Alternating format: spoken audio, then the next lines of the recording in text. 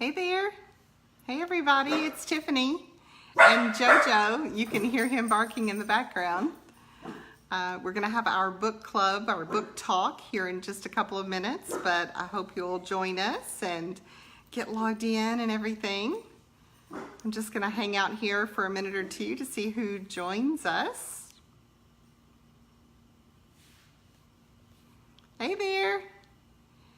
Tiffany here. And JoJo. Hush, hush. I may have to like hold him or something so that he's not so obnoxious. I didn't really think that through. I don't know. We'll have to see. Hopefully it's not too bad. We're going to do our book talk here in just a few minutes for The Storied Life of A.J. Fikry. So I'm glad that you're here.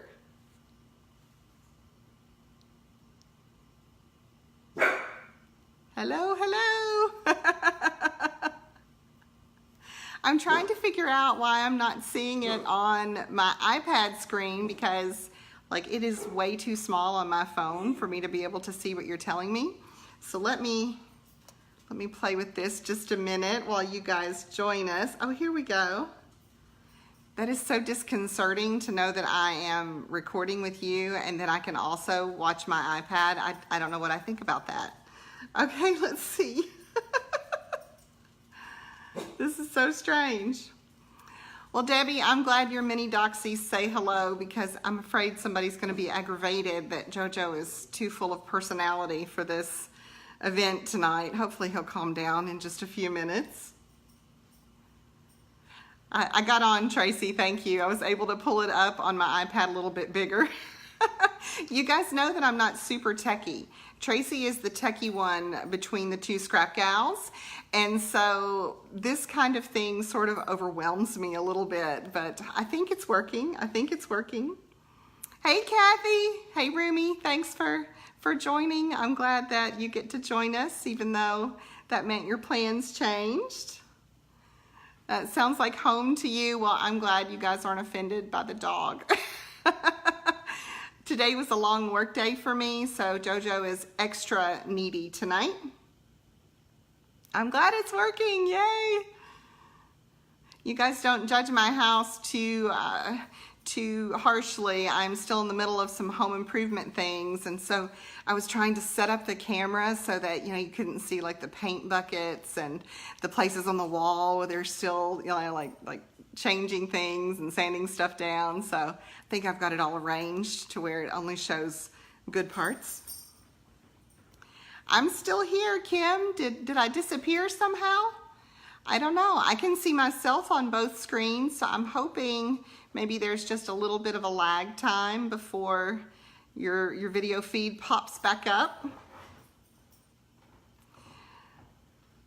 So in case you're wondering, I have my phone set up and I'm trying to look into it to talk to you all because I think that seems a little bit more, natural.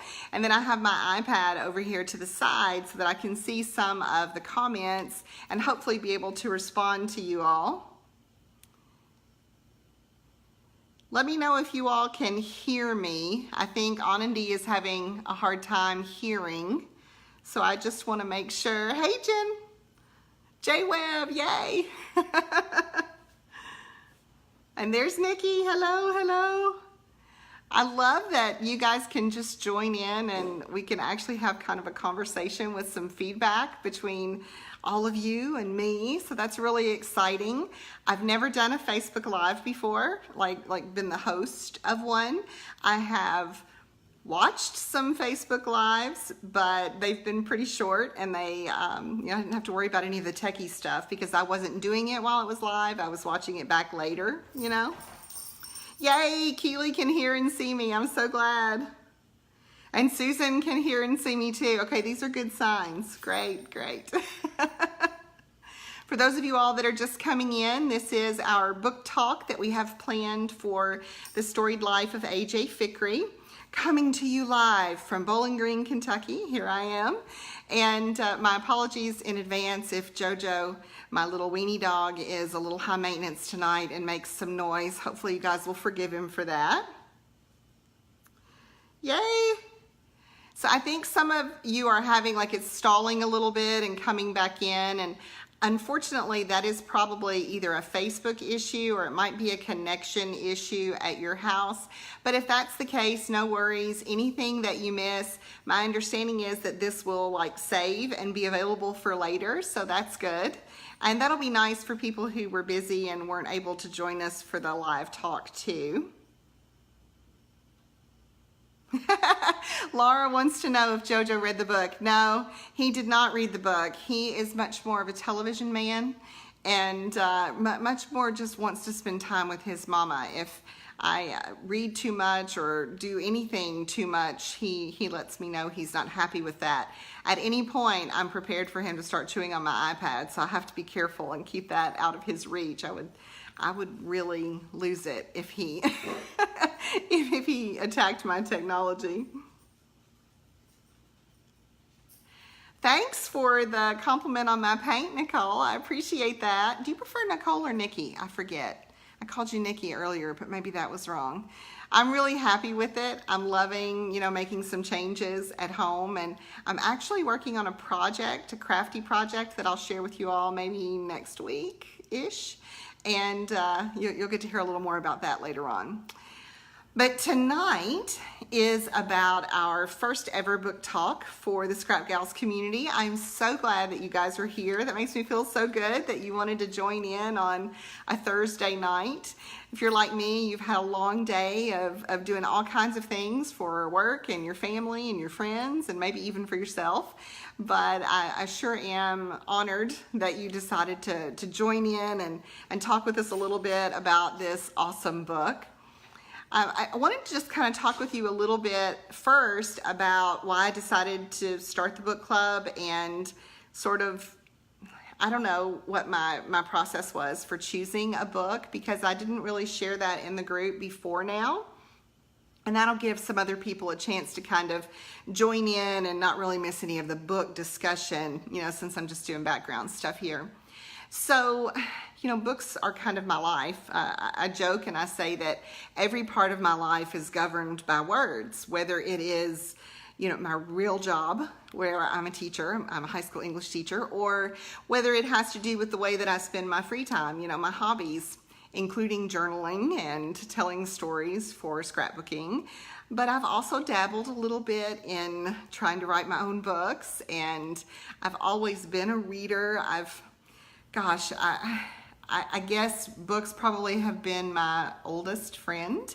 And so books are just kind of my jam. And when Tracy and I were talking a little bit about some things to engage more of you in the community and to really, play to our strengths individually, I thought, well, I have to do something with books because, again, books are just kind of my life. And so I thought a book club might be a lot of fun. And I looked around at some other scrapbooking communities and considered the way other communities had kind of approached the book club idea. And I decided I didn't want our book club to only focus on creative writings. I didn't want it to only focus on like journaling, or I didn't want it to focus only on artsy sorts of things. I thought it might be fun to have a book club that would just be like any book club that you might join. The common denominator, of course, being that we've all come together here in the Scrap Gals community to actually be part of it. I have kind of a funny story. Well, maybe it's not funny. Maybe it's kind of sad to tell you about my own experience with a book club. I probably shouldn't admit this, but this is my very first experience with a book club ever. I've never been to a book club meeting, and I've never been invited to be part of a book club. Don't you feel sorry for me?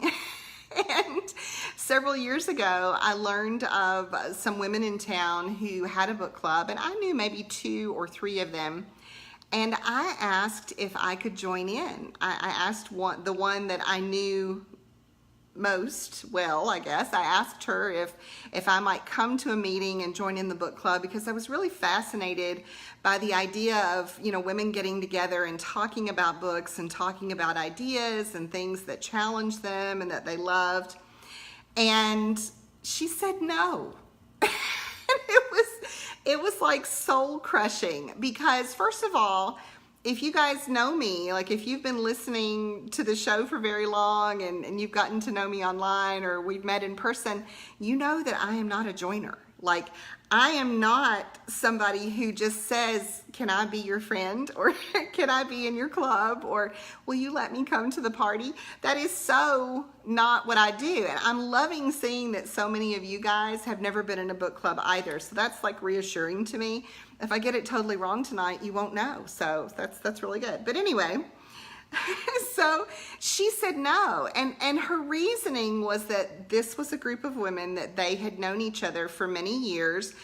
They'd started out as a study group in college, and since I wasn't part of that, I wasn't invited, and no one else was either. I mean, it wasn't like specifically against me, but I mean, I was horrified. I was embarrassed that I had asked. And I had this whole Seinfeld moment. I don't know if you guys are Seinfeld fans, but there's this show where there's this particular episode where Jerry's mom says, who wouldn't love you, Jerry? When he's telling her about this man that doesn't like him. And I had that whole, but who doesn't love me moment. I thought that, you know, you would want an English teacher to be in your book club, but no, they didn't. And so I was like, I am such a loser. The one time that I put myself out there and I ask these people, you know, these women that I know if I can be in their book club, they respond no. And so I never worked up my courage to do it again. I mean, it was just like, it was too risky. You guys are so sweet. I mean, Tracy's like, that's their loss. I can't believe they said no, and all of that kind of thing. But it really was hard, and that's one of the reasons that I thought an online book club might feel a little bit safer for people like me, for people who have a hard time asking to join or going to a place and hanging out with strangers in someone's home or, you know, at a bookstore or whatever. This you can do at your house in your pajamas, you know, and if you don't like us, you don't have to tell us, you know, you can just leave. I mean, we don't want you to leave, but you get my point. So I felt a little more secure that this, you know, was the right place. And I love Nicole said, you know, we are your people. And that's exactly why I thought that this might be really fun. So those are my experiences with book club. And ever since then, when I hear people talk about book clubs and I hear them, you know, I hear them mention it in conversation at work, or I'll see somebody post something online, I have this little twinge of like jealousy. And then I have this little, you know, sort of like, well, they didn't want me, so I guess I'm not the book club type. But maybe you guys will prove that all wrong. Maybe all of us are the Scrap Gals book club type. At least that's what I'm hoping. I get, and Brielle, you're exactly right. The idea that sometimes when you've had a group that's been together for a long time, it's hard to bring somebody new into the mix.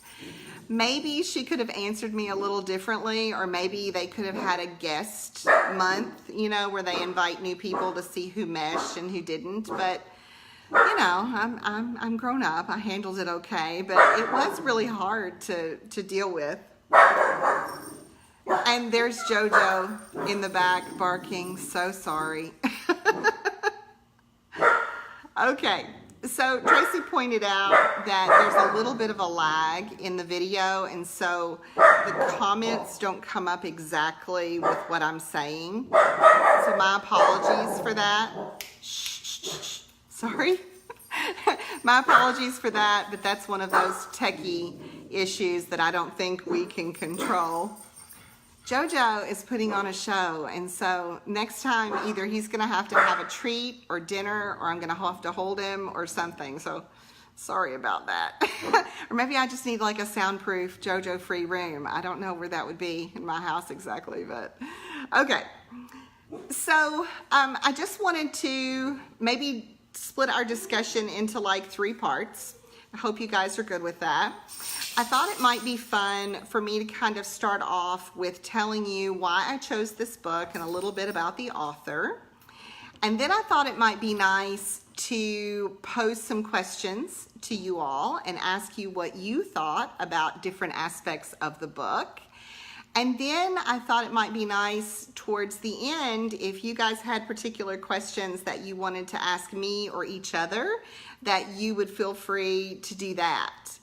Because I don't want it to be only me talking, even though it is only me talking. I want you guys to feel like you're a part of it too. And, you know, there's a little bit of stuff to sort of, manage tech-wise, but I want you to be able to be part of it and to engage with us as much as possible. So, let's talk about the book, shall we? It's only 9:14. I've just rambled for 14 minutes. I was worried about not having enough to say, but apparently that's not one of my problems. Okay, so when I was thinking about what kind of a book to choose for our very first book club discussion, it was really important to me to choose a book that was really accessible to a lot of different people. I didn't want to choose something that was very genre specific. Like I didn't want to choose necessarily a straight up mystery. I didn't want to choose, like a horror book. I didn't want to choose, a really steamy romance or something like that, partly because I wanted to appeal to a wide variety of readers, but also because I realized you guys are taking a little bit of a risk. You are believing that the book that I'm recommending that we read is worth your time. And I know how valuable your time is. And so there was so much pressure to choose a book that you would feel some kind of connection to, but also that wouldn't feel like it was too much work. Because I didn't want this to feel like an assignment for school, although my students would, probably argue with that. So, I've been on this huge reading jag this year. I've already met my Goodreads reading goal for 2018. Woo! And I had picked up the Storied Life of A.J. Fikry on my library shelf, and I'd started reading it, but I hadn't finished it. It had expired before I could finish it. When I was thinking about books for our group, I thought, that might be a good one. I had only gotten about halfway through before it was returned automatically, but it was something that was kind of pulling at me as something that might work for us. And as so many of you started telling me, just like Jessica did in the message just now, that you would never have chosen this book on your own, but you really enjoyed it, that is so validating in terms of choosing a book for a discussion like this. How wonderful that unintentionally you tried a new author or a new genre or just a new topic in a book and then found that you liked it. I thought that was really, really encouraging, and I loved hearing that from so many of you. I also wanted to make sure that this was something that people of all different walks of life and experiences could find something that maybe spoke to them. And the thing that I loved most about the book is how richly the characters were drawn. They felt like people that I could really know. They felt like real people who had good and bad qualities, people who didn't have to be perfect to still be lovable. And I was like, these are good messages, these are good things that I want people to kind of take away from the book. I also have loved hearing, and Tanya, did I say that right? Is it Tanya or Tanya? Tanya Ray? Anyway, I loved hearing when people would say, I had stopped reading for a while and I decided to give it a shot with this book and it was totally worth it. I mean, that is such a big deal when someone thinks that something you chose to read was worth their time and energy. I can't even begin to really put that into words, because as an English teacher, I am used to having to drag people, through a book. I'm used to the idea that, many people think they don't like reading. I'm used to the idea that people dread reading. And so every time one of you all said, oh, this was great, or I never would have chosen this, or now I can't wait to read something else, I'm so excited about your next choice. Every time you said that, it was like a total win for me. So thank you for that. You guys didn't have to give me that kind of feedback, but it meant so very much. So I looked up a little bit of information about the author because I actually knew nothing about her. The thing that made me choose the book to begin with, to put on my library shelf, was that it was about bookstores. I have this kind of affinity for books and movies that are set in bookstores. I just find that very interesting. And I've also thought to myself, wouldn't it be great to own a bookstore or to even just work in a bookstore? I thought that that was so cool. Anandi, I am so glad that you brought that up. I don't know if you all saw her message or not, but the idea that AJ was half Indian, but it wasn't a thing in the book. Do you know that I did not remember that he was mixed race until I looked up some material about the book after the fact? It was that much not a thing or a big deal. And very few writers, I think, do a good job with that. You know, a lot of writers, if they're going to make a choice about the racial makeup of their characters, like they make it super obvious and it becomes sort of the crux of the book. And it wasn't like that at all. I mean, that was so like affirming to me because it was just one detail that didn't define him. You know, so I really liked that too. I also loved the fact that the setting was a place I'd never been, but it was so richly drawn that I felt like I had been there. Okay, so I'm getting off track. I'm sorry. Let me go back. I want to talk about the author just a little bit.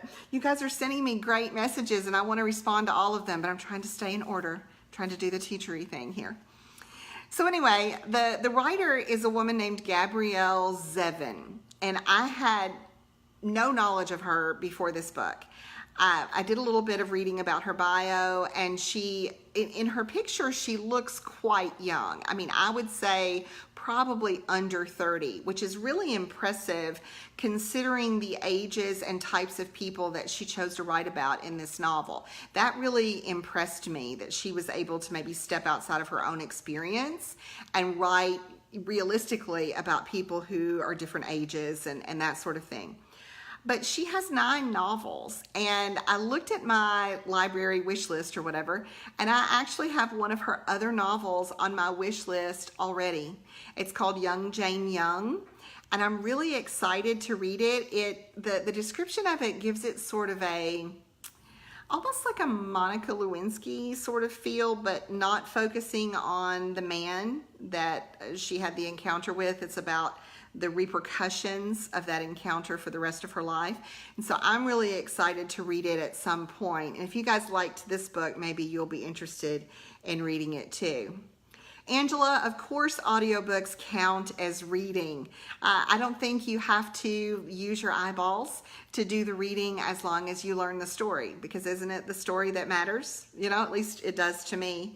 I'm not somebody who really enjoys audiobooks because I can read much more quickly than an audiobook, and because the act of reading is kind of like a wonderful time out for me. But if I spent a lot of time in the car, or if I were, you know, shuttling kids back and forth and waiting for them at practices, I think I would probably use audiobooks much more than I have. So talking about Gabrielle a little bit, did you know that she graduated from Harvard? I mean, now that doesn't mean that you're going to be a great writer. Of course, just because you go to Harvard doesn't mean you're going to write bestsellers. But I have to say, the fact that she's a graduate of Harvard was really impressive to me, because I know how difficult it is, first of all, to get entry there, but also because that tells me, you know, that she really looked at literature and writing in a very serious way. And I don't know what her major was, but I think it would be interesting to find that out, given some of the details, you know, in her book.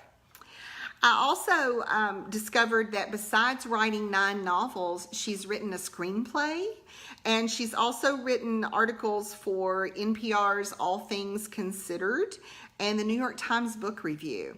And I don't know if you guys are familiar with the New York Times Book Review, but it's something I highly recommend. I learn a lot of just little bits of information about books that I would never have time to read by actually going to the New York Times Book Review. And they also have articles about politics and current events and worldwide issues and all kinds of things. But it's something that the writing there is just superb caliber. And I think that she would be really, you know, the fact that she writes for them is really a compliment to her style and to her craft. The other little bit that I saw about her is that, you know, her books have already been translated into over 30 languages, and she's sold millions of copies of her books. And so this is someone who is, I think, an up-and-coming writer who, despite her rather youthful appearance, has already had quite a bit of success. And that's really exciting to me.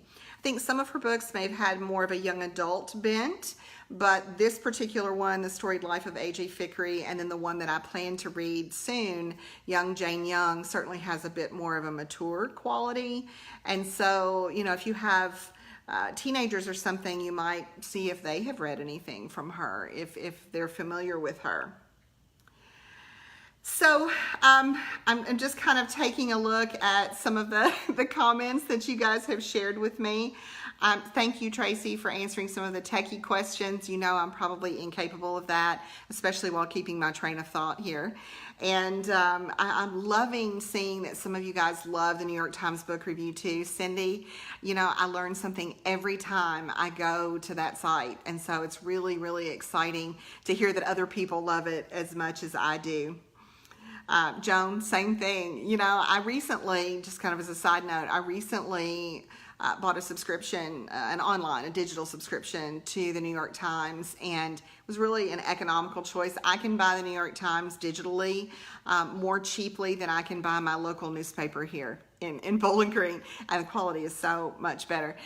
This is actually, the New York Times Book Review is a separate publication from just the New York Times, but I highly recommend both, and I'm not getting a kickback, so it's a legit recommendation. In fact, I'm paying for their service, so there you go. Okay, so the other thing, and it's just a little bit of information about her, and there was an interview where she was asked if there were some particular reason why she made A.J. Fikry a mixed race character, as well as his daughter a mixed race character. And I thought it was really interesting. She talked a little bit about how she herself is mixed race, and I don't think she went into the specifics because, you know, that doesn't really matter, but she said that she had spent a large part of her life kind of feeling other, sort of like, and my interpretation of that is that she wasn't sure where she fit.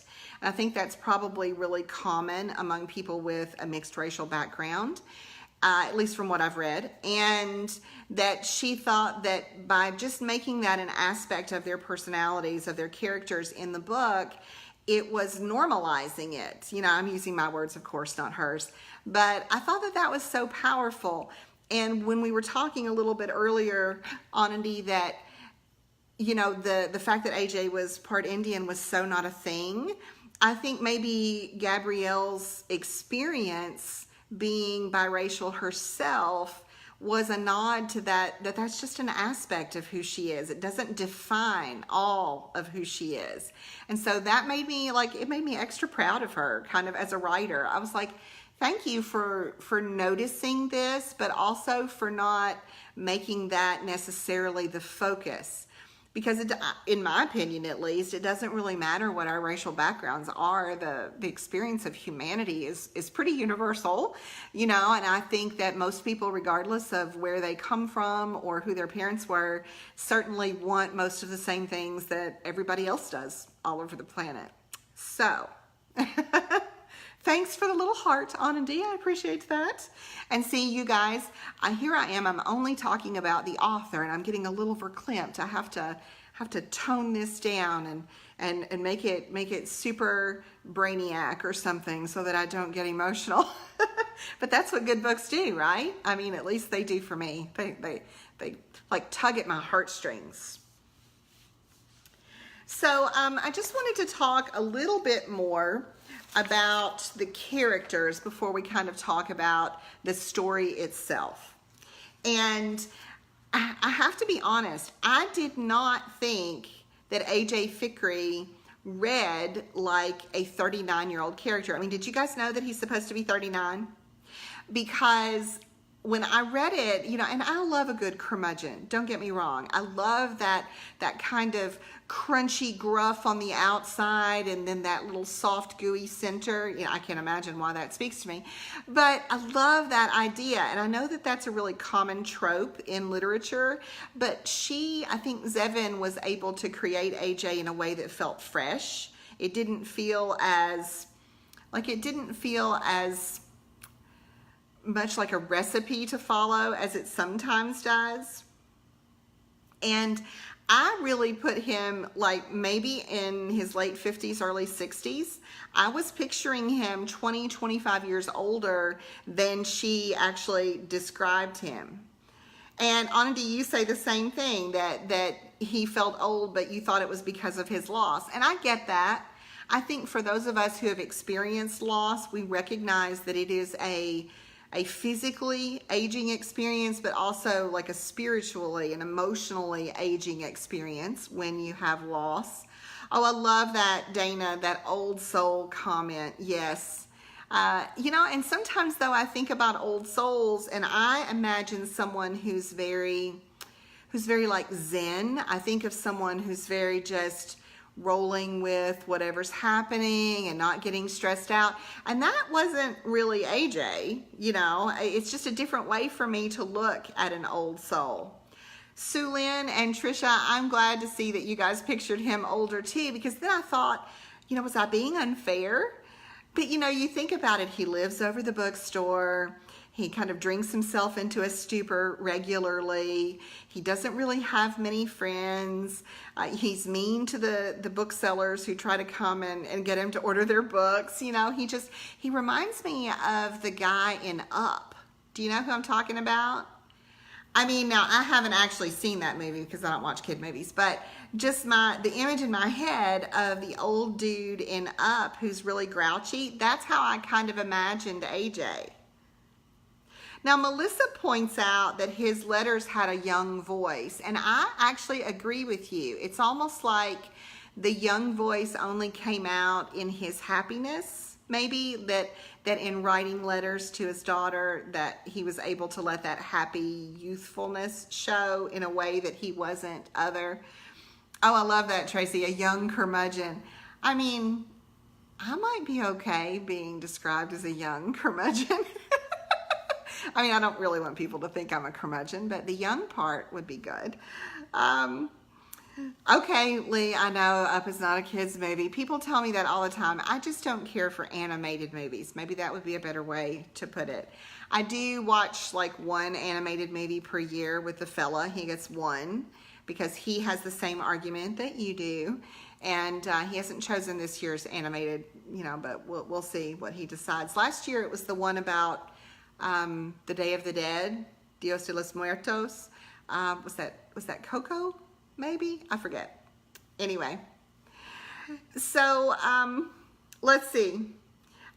I'm glad to hear, Carol, you think he seemed like an older man and you kept reminding yourself of how old he really was. See, I forgot about it. It's like once I got into the story, I forgot some of those details. I forgot that he was biracial. I forgot that he was supposed to be 39.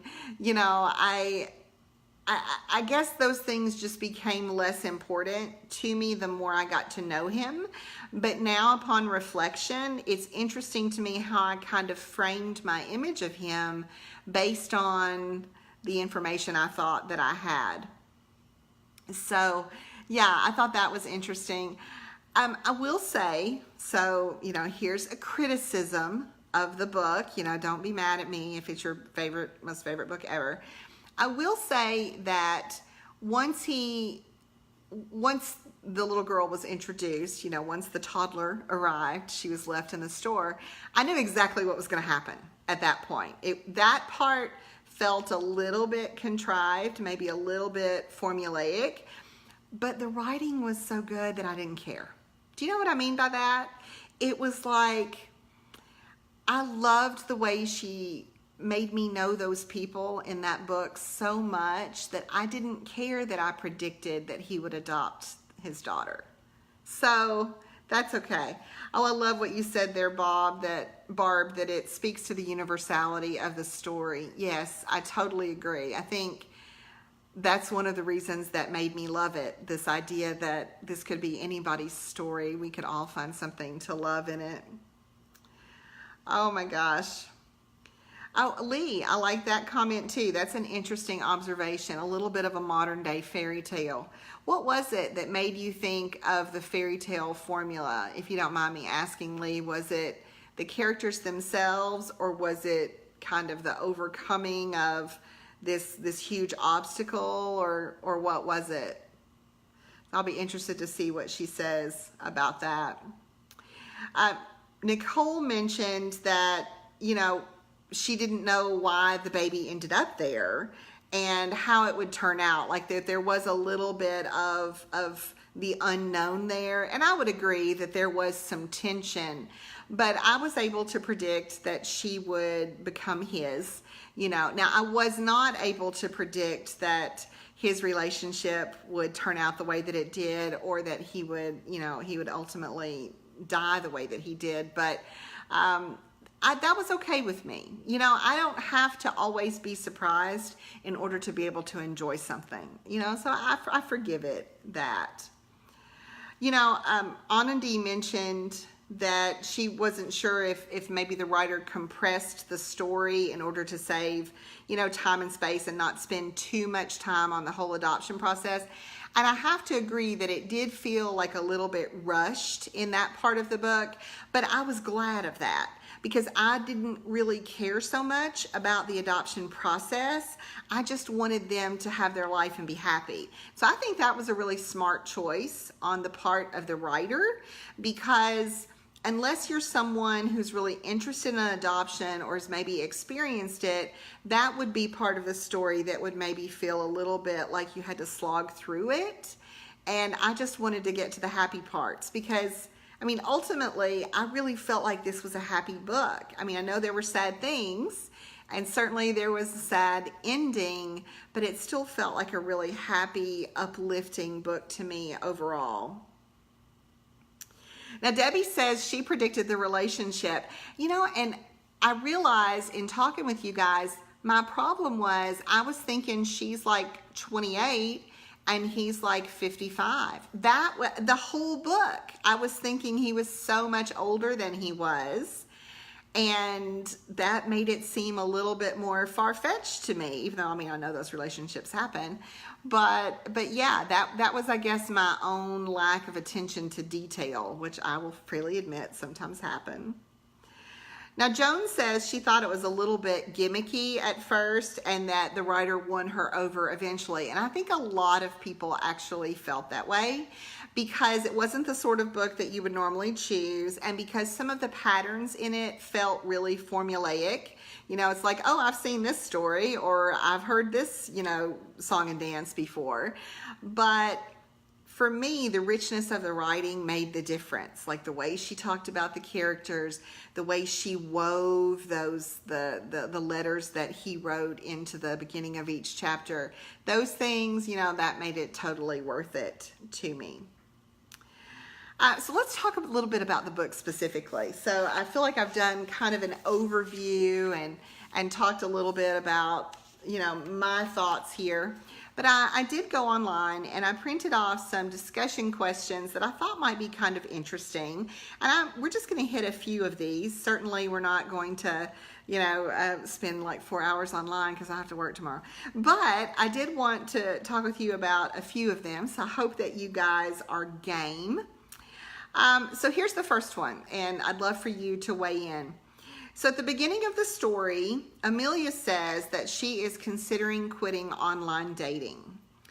How would you compare the act of buying books online to the act of dating online? I thought that was kind of an interesting question for any of you all who have maybe done the online dating thing like me, or for those of you who choose books online. How do you decide what you're looking for and what risks you're willing to take? I think that could be really, really fun.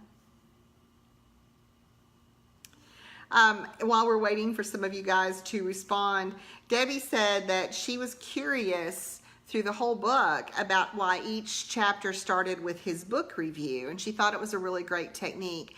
And I actually agree. I think it's kind of a variation of the frame story, the idea being that you have to have a reason to tell the story.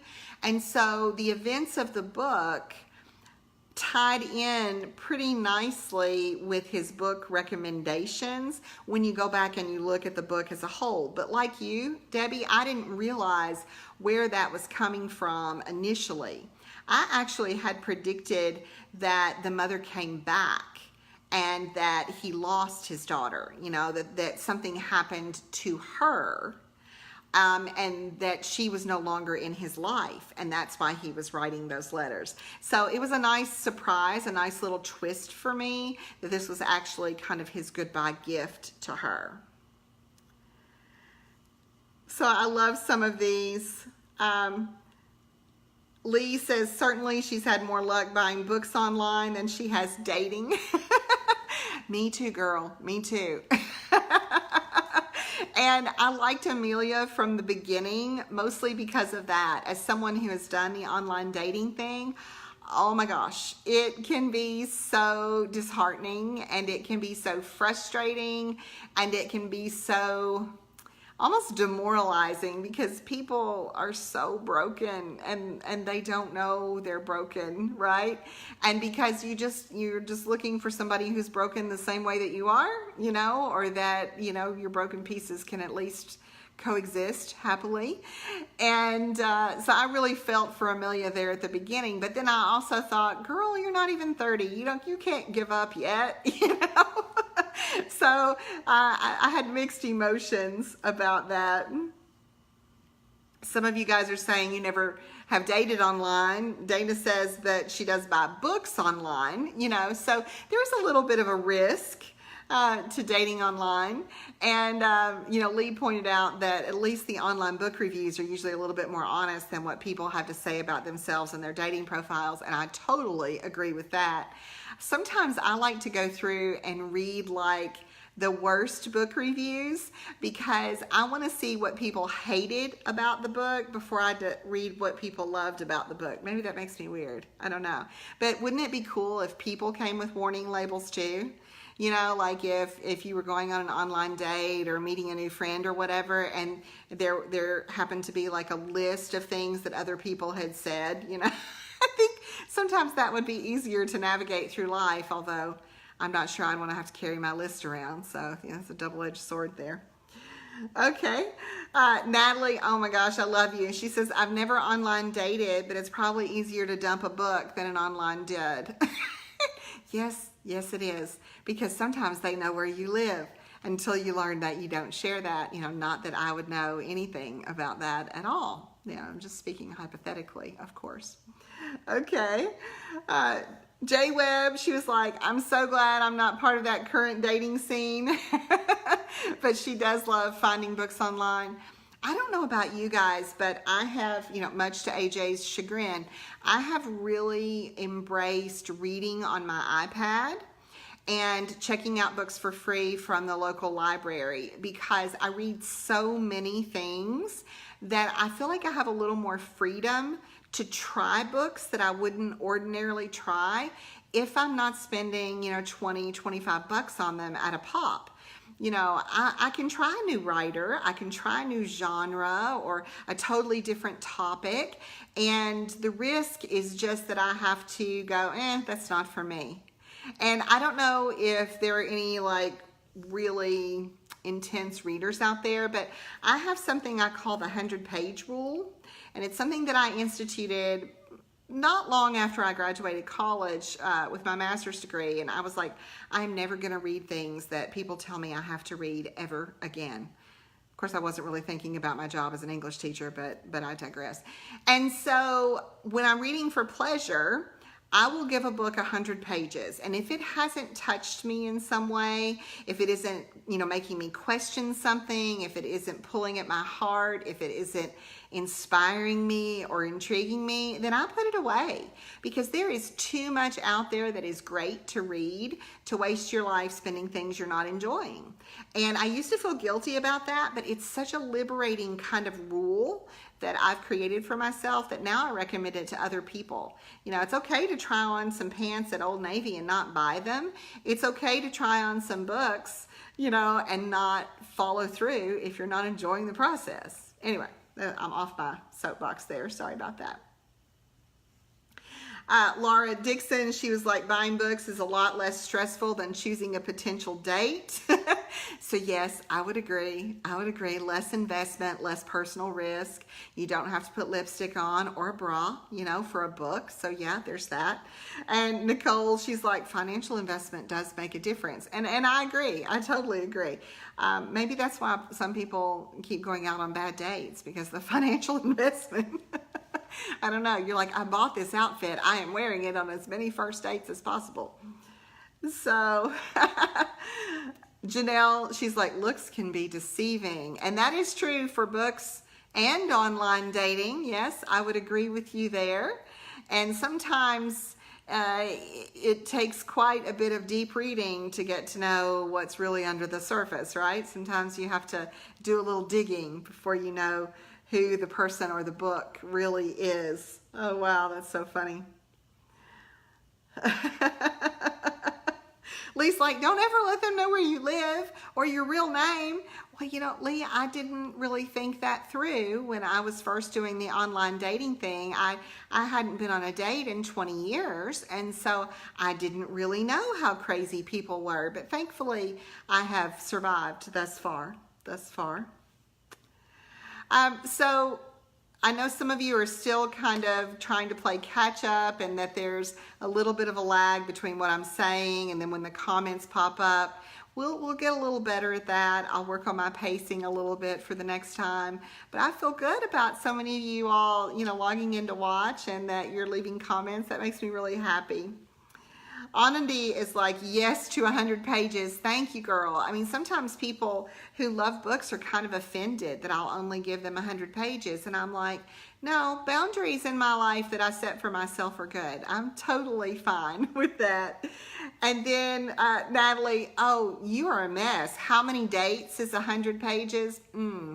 Maybe 2. I don't think 3 dates. No, I think 2. I'm a quick reader. See what I did there? That was pretty good, wasn't it? Okay. Let's see. So Terry says she gets almost all of her books in an online format from the library, including audiobooks. I want to give audiobooks more of a try. I'm going to take Jojo Weenie to Florida in a week or so, and I'm thinking I might try to do an online book. Maybe it would calm him down a little bit, and I wouldn't have to talk for 10 straight hours to entertain him on the way to Florida. So I may give it another try. I just get frustrated sometimes when the person who is doing the narration doesn't sound like I think that person should sound, because obviously the writer should be able to read my mind well in advance and please me. So I don't know. I may give them another shot. I know a lot of people really, really love them. Let's see. You guys are liking my 100-page rule. Jay Webb is like, yes, it is so much less risky to read electronically. Yes. And, you know, I actually sometimes feel frustrated because my local library doesn't always have the books that I'm interested in stock. And then I talk to my friends who live in bigger cities, and they tell me that they're like, you know, number 300 on a wait list for a book. And I realize I actually have it pretty good in my smaller town, because I think the lowest I've ever been on an electronic waiting list was maybe like position number 17 or something. So yeah, living in a small town has its advantages.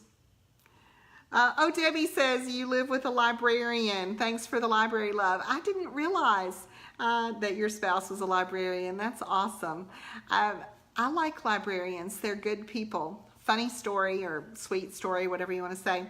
But I was in Budapest last summer, And I was desperate for something to read that was in English because there were no magazines or books that I could find in the entire city that were in English. I'm sure I was just looking in the wrong places, but I was desperate for something to read because it's kind of a party town, and I didn't feel super comfortable going out really late at night on my own, but I also wasn't ready to go to bed immediately when I got back to my apartment either.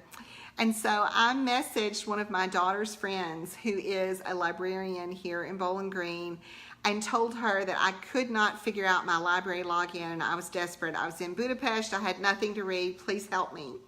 And she was so wonderful. I had to take a picture of my driver's license and message it to her, like to prove it's really me and not some, random stranger in Budapest stealing my library card.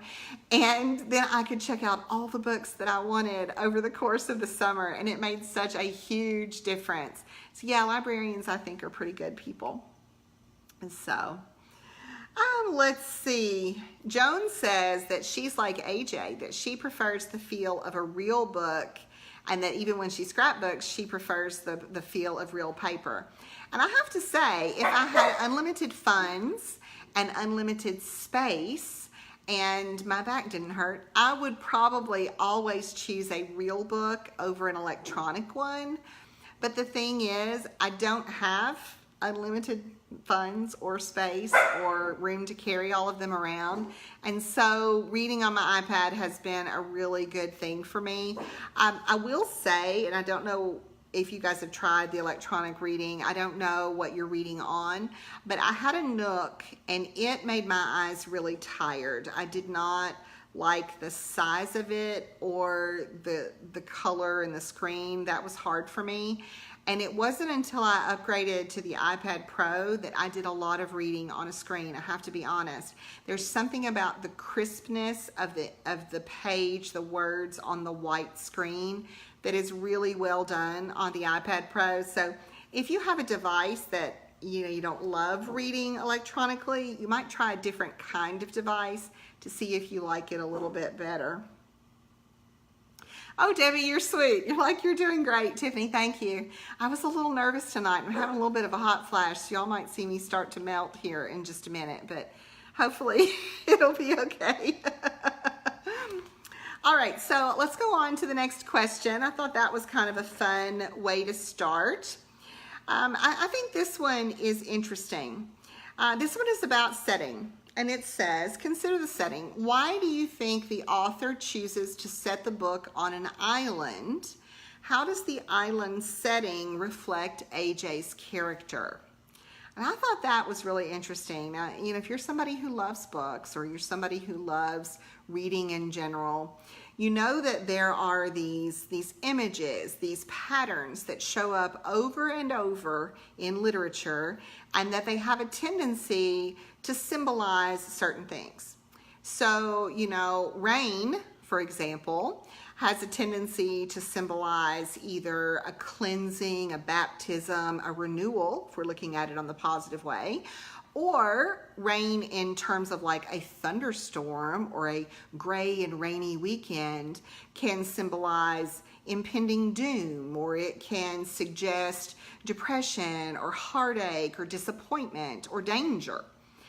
I think the island in this book kind of serves to do the same thing. I'm interested to hear what you guys have to say about that. Why do you think that an island, or what do you think it contributed to the book? Would it have been a different book if it had taken place in New York City? Would it have been a different book if it were in, Podunk, Kentucky, or, middle of happening Santa Fe? Would this be a different book if it hadn't been set on the island? So Lee says, yes, total metaphor. He's isolated. He's hard to get to know. He is literally that island unto himself. And I agree with you. I think that the fact that he's on an island is kind of like all those barriers that he's set up in his life You know, to get to an island, you've got to go through a little bit more work. You have to go and really want to work to get there. And it feels like that's what happens with Amelia, you know, that she has to work to get to him. And Anandi, you're talking about community being a big part of it. You want to maybe mention a little bit more about that? Are you talking about his community with his sister-in-law, or are you talking about the community kind of at large, his friendship with the cop? What do you mean about that? Nicole mentions that there would have been a lot more people in the story had it not been on an island. I like that a lot of the story seems to happen like in the off season on the island, so there are even fewer people than there would be when the tourists are there. And then Anandi points out that, yeah, it's a small town. Everybody knows each other. Everybody's kind of in everybody else's business. And so it was probably even more offensive to his fellow townspeople that AJ didn't really want to be involved with them because, I mean, in a small town, you just sort of expect everybody to want to be involved in each other's lives. It's just a kind of a happenstance that occurs because of locale. And AJ had kind of separated himself from that. I also think a lot of people felt really sorry for him and forgave him for that isolation because they knew that he was hurting so much. I mean, if he had just been a curmudgeon without the loss of his wife, then maybe it would have been a little harder to love him. You know what I mean? It's like the fact that he experienced that huge loss makes us forgive him a little more than we might otherwise. Oh, Sandy, I totally agree. The idea that the way that the town came together to help him raise his daughter, that's so awesome. That's so awesome. I like to think that that happens more than we realize that it does. But even though I live in a relatively small town, I mean, it's about 60,000 people, I guess, I don't know that I see evidence of it as much as I wish that I did. But maybe I'm not looking in the right places. You know, maybe I'm just not aware of the things that are happening. Oh, Lee, yes, you're talking about the cop. I'm wondering how you guys pronounced his name in your head. Because there was someone who posted in the group about how do you say AJ's name. And I didn't look it up or anything, but in my head the whole time I said AJ Fikry, like rhyming with hickory, if that makes sense. And so that started me thinking, how do I pronounce the cop's name? And I decided that I called him Lambase. Like I just ignored that I. And I don't know why I did that or what the correct pronunciation is supposed to be. But again, in my head, whenever I would see his name, I would be like, Lambase, Lambase. That was just sort of what I told myself it was. Oh, so Laura says that it's Lambiase, according to the audiobook narrator. See, that's a good reason to listen to the audiobook, because then you know how the names are supposed to be pronounced. Laura, was I right on Fikry, or did the audiobook narrator disagree with me there? Because I could totally be off base and wrong. I don't know. Interesting. Lambiase. That's interesting. Oh, Lambiase. I don't know. That's so weird. It was an interesting name, and it when I was reading about the different racial makeup of some of the other characters, I started to wonder, did the author ever describe the cop's, see, I feel insecure saying his name now. Did she ever describe the cop's racial identity, his ethnic identity? Maybe that would give us a clue in how to properly pronounce his name, but I didn't recall that she did. Now, I will say I did not go back and reread the book, and so it's been about a month and a half since I finished it. And some of the details get a little bit fuzzy when that happens, but you know, it's just being honest. Oh, Keely, you want to know the same thing. Maybe his background was French. Okay, now that brings up a whole other set of pronunciation issues, because the French that French pronunciation can be really challenging, as you guys probably recall from some of my stories about being in France. Yeah.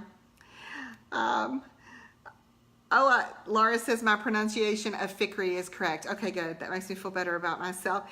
Anandi, oh my gosh, I love it. You're like, I pictured him as a big white dude. Me too. Kind of with ruddy skin, sort of,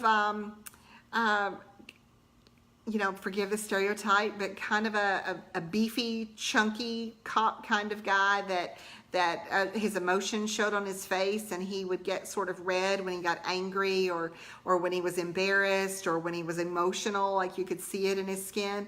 That's how I pictured him. I don't know even why I drew those conclusions, but they're true. Oh my gosh, that's so great. Isn't it funny when you start talking about a book and the way you picture it in your head, how there are people that like they saw it that way too, and then there are others that are like, no, not at all. That can't be it. I find that so fascinating. I think that's one of the interesting characteristics of really good writers, that they're able to make us visualize things about characters that they never actually reveal through the written words. They reveal those characteristics, even physical ones, through the characters' interactions with each other. I think that's just super powerful. I know, and how great that he started a book club. I mean, oh my gosh, and like made it mandatory for his employees. Can't you just picture all those cops getting together and reading those books? I think that is so awesome. And also that, these two men became friends because of this little girl. I don't know how many of you all have spouses at home, but even though I don't have a spouse, I recognize that middle-aged men have a really hard time forming friendships. I mean, I talked about my experience with the book club, but that was putting myself out there way more than I think a lot of men would be comfortable doing so. And I find in the men that I work with at my job and the ones that I know socially as well, that many of them don't have friendships outside of their family. And that's why it can be so isolating, I think, if something happens to the marriage or something happens to the family, loved ones die, etc. I think that that the author was really able to kind of capture something that is true of our culture and something that we struggle with, which is fascinating considering she's a young woman. That she's able to put her finger on the pulse of that was really impressive. And the fact that he bought the bookstore at the end, it's like even people that you don't expect like open-minded behavior from, or people that, they surprise you by stepping out of the box that you'd kind of pictured for them. Those are my favorite people. I love it when characters or people in real life surprise me by how multidimensional they are. It's a good reminder that none of us are just one thing, that we are all so many different parts. And I thought that was really special. I'm surprised that you guys loved the cop as much as I did. I thought that I was just being so cliche and you guys would think that he didn't deserve my adoration. But it sounds like you guys loved him too. I mean, Sandy says she loved the cop. Carol says he was such a great character. That's so wonderful. It makes me feel good that, we're kind of on the same wavelength there. Okay, let's see, let's do, this is kind of an interesting one. This is an interesting, kind of a deep topic. It says, oddly enough, vampires are a recurring motif in the story. So those of you who don't know, a motif is an image or an object or a behavior or even a type of character that shows up over and over kind of as a thread throughout a work in order to draw your attention to a larger issue. So a motif usually leads to some sort of symbolism or theme, right? And so this question is, vampires are a recurring motif in the story. For example, when AJ's wife throws the vampire prom, and when AJ watches True Blood in order to court Amelia, what do you think about the references to vampires? Because they're not, I don't think it's as clear cut as, oh, they're just fun entertainment. I'm wondering what you think about that.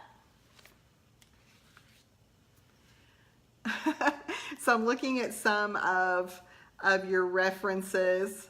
Anandi's like, what? I apparently missed this. Are you talking about Daniel exiting, or are you talking about the vampires? Which one are you talking about?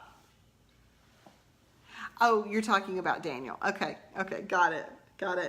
I did not like Daniel, and after I found out that he was, the father, I liked him even less. I just felt like he was kind of the cliche, selfish bad boy, and that all of the people in the book deserved so much better than him. But I think I probably have some baggage about the Daniel type characters from my own life experiences, so maybe I was a little bit unfair to him.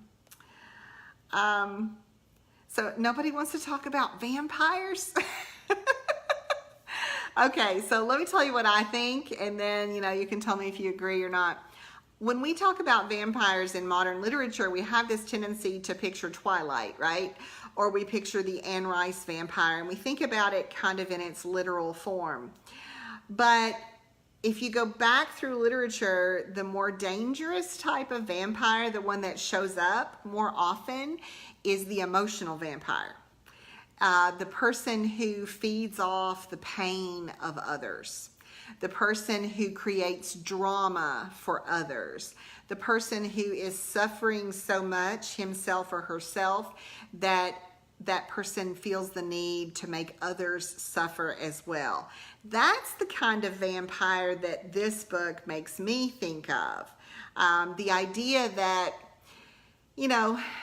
Daniel is a vampire, certainly, because he's really only out to serve himself. I think that he's only out to to feel good and to hell with everybody else. Oh, I should have put like a warning on this show, sorry. That he just wants whatever makes him feel good at whatever cost, and he doesn't care about the emotional wreckage that kind of is in the wake of his behavior. But I think that there are some other vampires that are maybe a little more subtle. Ismay was a hard character for me to like. And I should have felt sorry for her, because she was married to Daniel and was pretty miserable. I should have felt sorry for her, and I didn't. I just felt like, before I even knew about the book, before I even knew about that whole thing, I just felt like she wasn't emotionally there for AJ the way that she should have been, that he needed her more than he realized. And she did come through and help him with the baby and stuff, but was that self-serving, or was that really out of love? And what does it tell us about her that she kept that secret of who the child was, this whole time? That really, really bothered me. And then I felt a little bit too that the memory of AJ's wife, that memory was kind of a vampire, that he wasn't able to live like a full life until his daughter came along, because that memory vampire was sucking the joy and the life out of him, which I think can happen to any of us, because it's human nature to miss our loved ones and that kind of thing. So I don't know.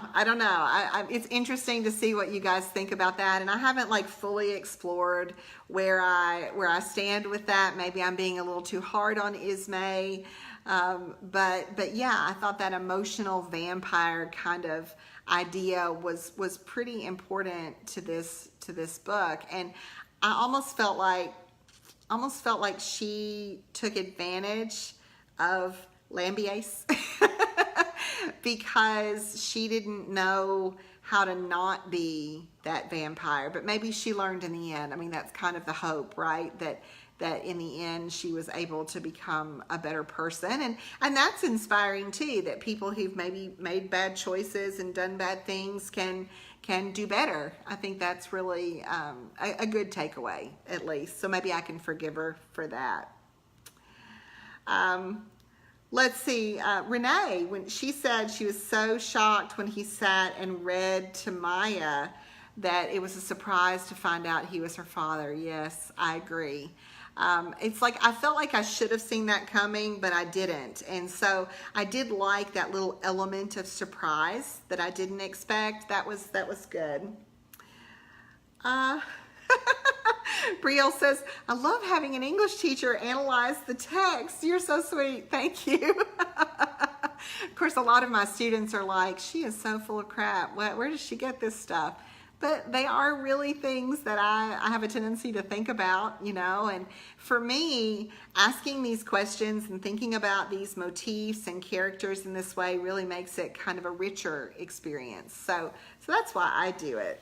So, oh, Joan, that is a great point. The idea that Daniel was the least interesting because he was so one-dimensional. I agree.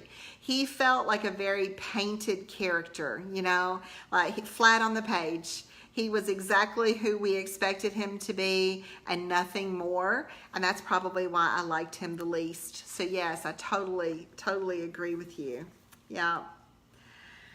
Okay, let's do a couple more of these and then I guess I'll have to go to bed since it's a school night, but I'm having so much fun. I've loosened up a little bit since we got started, so that's good.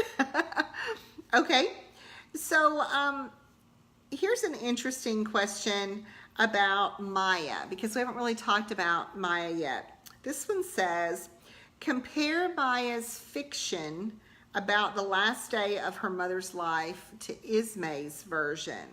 Which do you consider to be more accurate and why? I felt so sad for her when I was aware of the two versions of her mother's last day, because even though it was a tragedy, I felt like all children, Maya was kind of romanticizing who her mother was, you know, and we're not all romantic, dashing figures all the time. You know, we make mistakes and we make mistakes that are embarrassing and that we're ashamed of. And so I don't know, I felt really sorry for Maya at that point, but I also thought that it rang very true because of course children have a tendency to idealize and romanticize who their parents are. You know, I think that's really normal.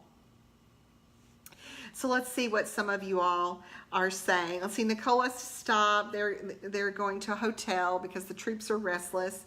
And then Sandy's got to run. Oh, Lee, I like this, that you think that the author wrote Daniel the way she did to emphasize his character or lack thereof, right? His selfishness.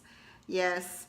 Carol thought it was easy to figure out he was Maya's father. See, I was a little surprised. Maybe I thought it was too easy, like it was too neat, and that's why I didn't expect it. I don't know. Debbie says that Maya's version was so heartbreaking, but that she was so resilient. I think that was encouraging, you know, and that was a great thing about this book. It was this really great mix of poignant, kind of heart-wrenching, difficult, emotional turmoil, but with that little twist of hope at the end, with that little twist of, but things are going to be better, you know, and that was a good takeaway for me. I have to say I like a happy ending. You can argue that that's immature or naive of me, but I do like my fiction to have a little bit of a happy ending when possible. Yeah.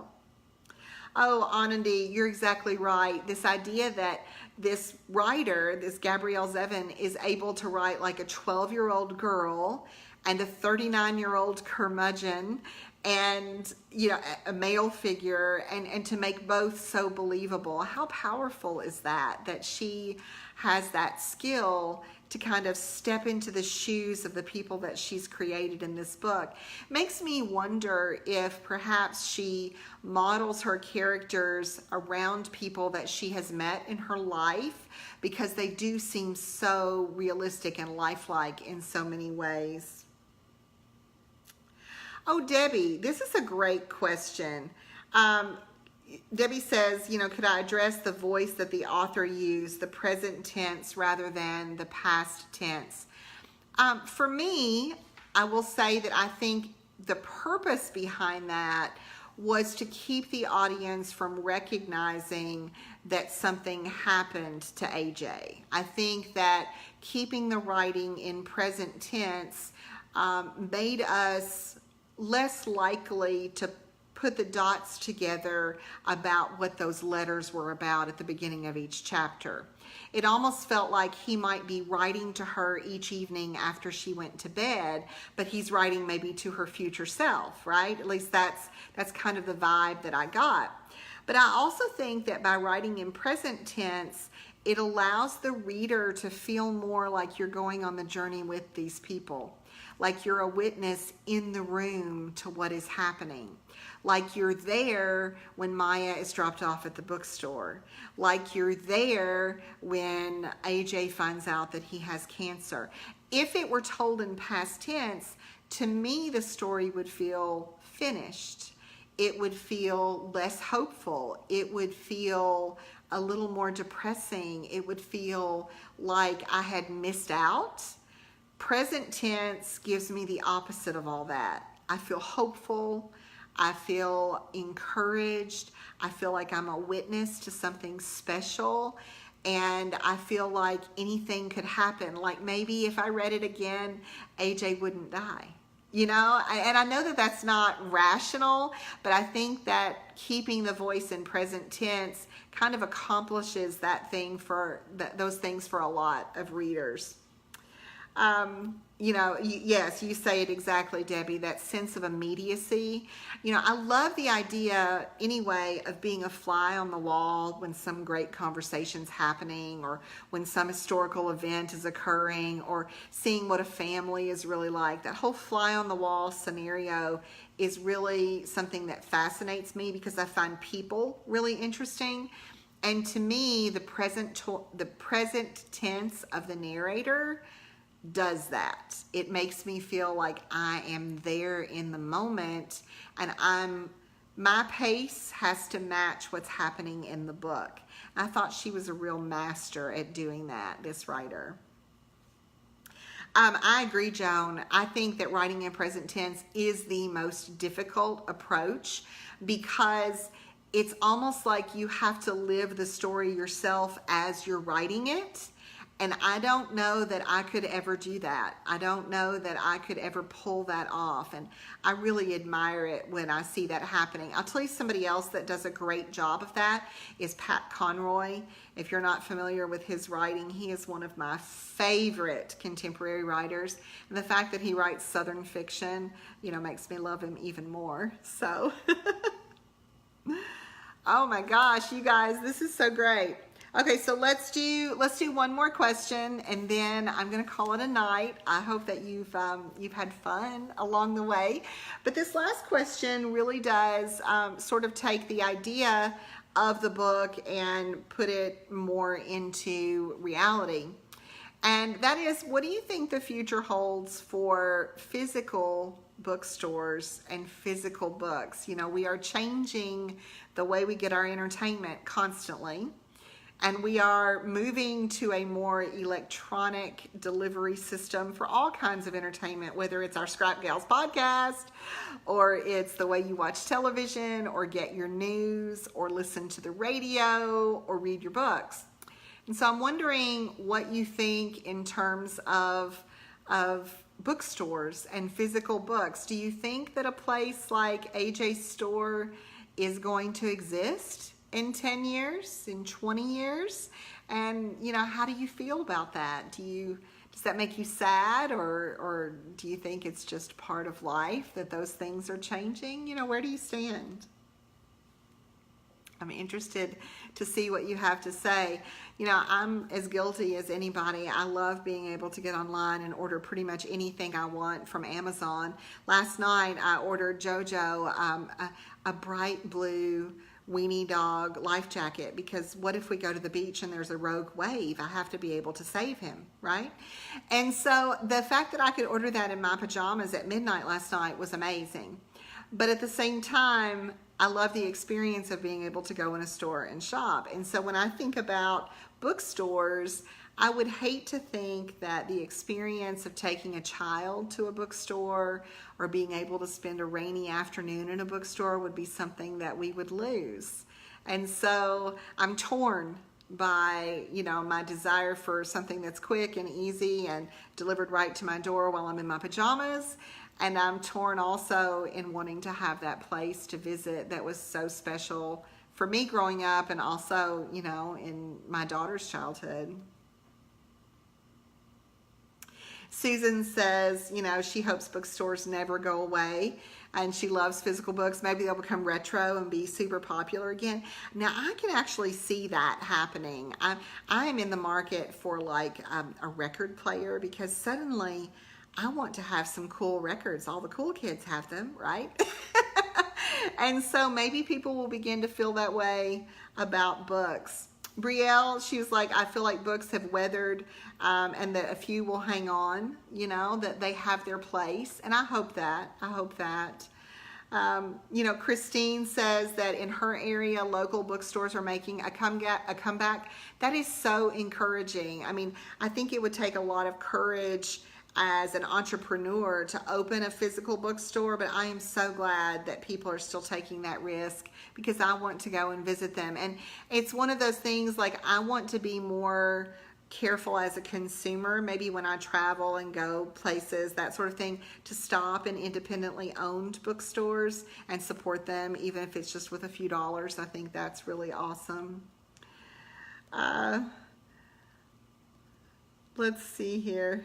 Anandi says she has a lovely local bookstore, but they just can't compete with the price on Amazon. And I think that that's the case for a lot of them. You know, I don't have a local independently owned bookstore anymore. I have a half-price book outlet that I go frequently to, but it's a chain. And then there's a Barnes & Noble here in town. And honestly, the only thing I buy at the big box stores are like magazines. You know, real books, I either buy them at the half-price store, or I order them online, or I read them through my library app. So yeah, I think the market, you know, is shifting a little bit for sure.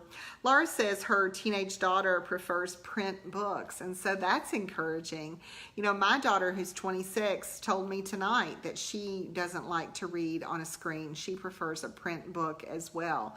And so maybe, you know, maybe it is our generation that is so enamored with everything digital, and there's a little bit of a backlash that'll happen with some forms of entertainment. You know, there's always that, you know, weighing how you spend your time and money. You know, is it supporting your library? Is it supporting an independent store, a big box store? Is it shopping online? And I'm a little bit, you know, undecided. I dabble. I do a little bit of everything, and hope that, you know, my part is enough to keep some of these places going. So, oh my gosh, Brielle says her mom actually opened a bookstore about a year ago. Oh, that's so fun. That reminds me of When Harry Met Sally. Is it When Harry Met Sally, or is that a different movie? The bookstore, what is it? What is it, Fox Books? And she's the little one around the corner. Is that right? I don't know. I might be thinking about a different movie.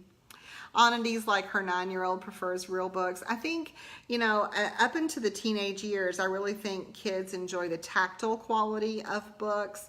And then I had assumed that children maybe preferred, you know, the technology and reading on a screen once they got to be teenagers, but maybe I'm wrong.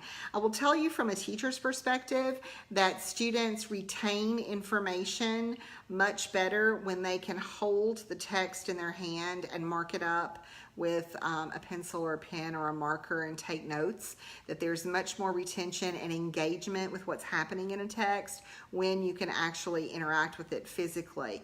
I know that there are a lot of people who love to do those things electronically, but my experience in the classroom has been that a print text really adds something to the experience of reading and understanding that a text on a screen does not.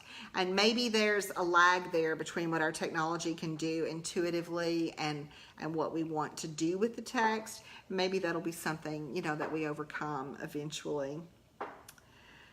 So, you've got mail. Oh, that's it. Not when hearing about Sally, but you've got mail. Thank you, Anandi. See, it's late. I'm tired. My references aren't making sense. Hopefully you guys will forgive me. At least Jojo has gone to sleep. He's back there somewhere, sleeping on the couch, waiting for me to pay attention to him, I'm sure. Well, guys, I am going to call it a night. I hope that you had a great time joining us for our very first book talk for The Storied Life of A.J. Fikry. I want to do it again. I'll be announcing our next book choice in the next couple of weeks, and we'll get back together on November the 20th to discuss that book. Okay, so we're going to have like a 2-month window in case you want to order the book or you want to get on the library wait list or whatever. But I will be sharing that choice before the middle of October for sure, because I want to give you some time to take care of it. If you have suggestions, you're welcome to send me an email. If you joined us late or you missed part of the conversation, I hope you'll go back and replay it. I hope that the time worked well for you. I wanted to try to grab some of my people that maybe lived abroad or maybe needed to put their kids to bed first or whatever. But I want to try to play around with some different times and that sort of thing. So, you know, don't feel bad if you weren't able to be here for the live version. You can laugh at my crazy examples and, you know, listen to my dog bark anytime you want to. My understanding is that it'll be saved and you can reference the video anytime. So thank you for being here. Makes my heart happy and it makes me feel loved that you wanted to spend a little bit of time with me talking about books, one of my favorite things.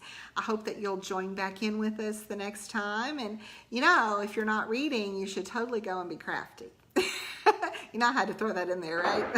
Okay, I'm going to try to figure out how to turn this off and then I will talk to you guys next time. Good night.